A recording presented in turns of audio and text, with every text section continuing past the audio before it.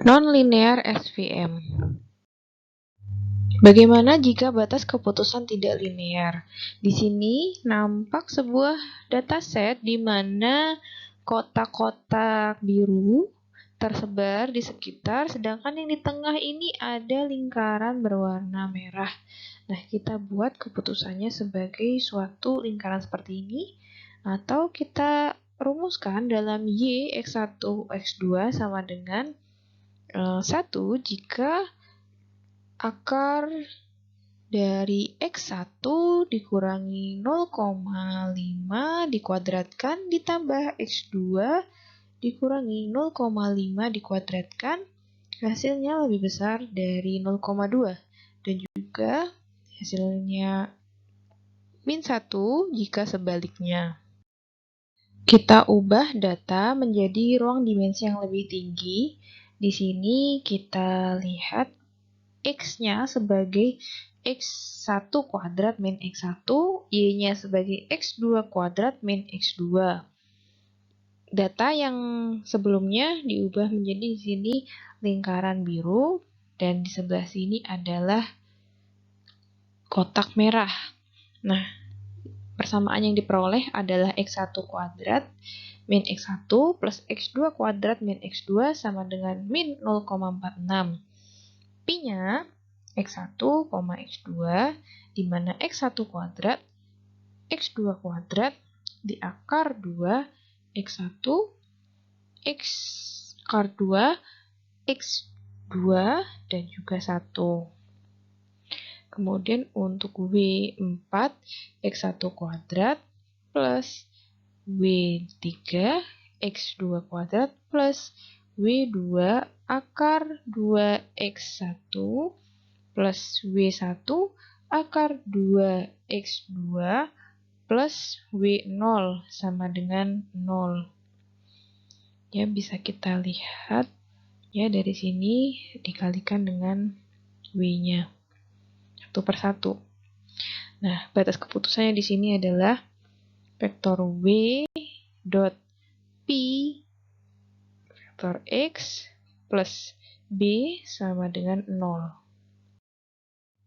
Masalah optimasi, di sini kita memperoleh minimum W itu W magnitude kuadrat per 2, di mana subjek 2 ya menurut kepada Y1 YI W dot P XI plus B lebih besar dari sama dengan 1. Batasnya X1 atau XI dan juga YI. Nah, yang mengarah ke himpunan persamaan yang sama tetapi melibatkan PX dibanding X. Di sini ada persamaan dari LD, di mana W-nya sekian. Ada lambda dari YI, persamaannya sekian. Lalu ada fungsi Z, ya, kita sin WPZ plus B, ya, kita sin, kita masukkan yang dari YI tadi, lambda I YI PXI kali PZ plus B. Pada nonlinear SVM kita memperoleh masalah apa jenis fungsi pemetaan Pi yang harus digunakan, lalu bagaimana cara melakukan komputasi di ruang dimensi tinggi, mana jawabannya adalah sebagian besar komputasi melibatkan dot product, yaitu PXI dan juga kali PXJ. Nah, ini adalah akibat dari dimensionalitas. Ada juga trik kernel ketika PXI dot PXJ sama dengan KXI XJ.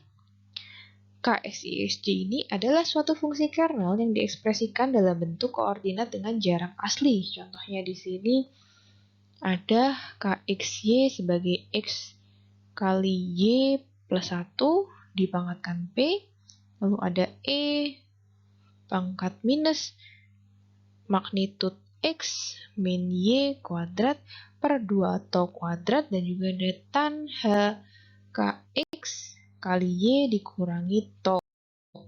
Nah, ini non-linear SVM selanjutnya.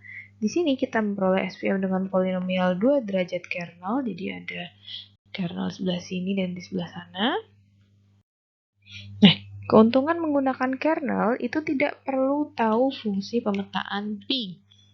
Lalu kita menghitung hasil kali dot produk P X I K dot P XJ dalam ruang asli, menghindari akibat dimensionalitas, dan juga tidak semua fungsi bisa menjadi kernel. Kita harus memastikan ada yang sesuai di beberapa ruang dimensi tinggi. Kemudian terakhir mengenai algoritma teorema Mercer. Karakteristik SVM di mana masalah pembelajaran dirumuskan sebagai masalah optimasi konveks. Nah, beberapa hal yaitu algoritma yang efisien tersedia untuk menentukan minimum global. Ada banyak metode lain menggunakan pendekatan greedy dan menemukan solusi optimal yang lokal. Lalu kompleksitas komputasi yang tinggi untuk membangun suatu model.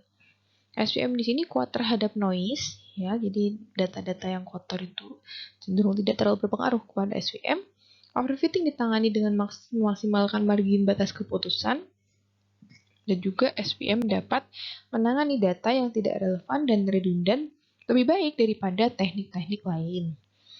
Nah, user juga perlu menyediakan jenis fungsi kernel dan juga fungsi biaya atau cost function. Namun ada kesulit yaitu menangani untuk nilai-nilai yang hilang atau missing value, dan juga kita mempertanyakan mengenai variabel kategoris.